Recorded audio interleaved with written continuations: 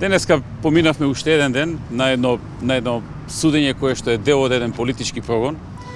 Замислете, во 21. век одеме на суд затоа што имало протести, па бараат организатора на протестот, затоа што на протестот некој скршил неколку стаква од прозори.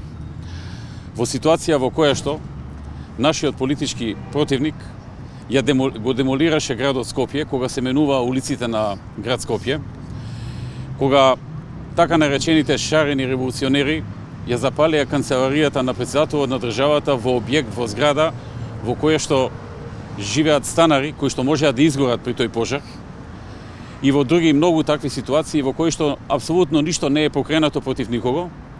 Ние сме тука со денови и со месеци во судници, затоа што за време на некој протест се скршиле неколку стаква на неколку прозори.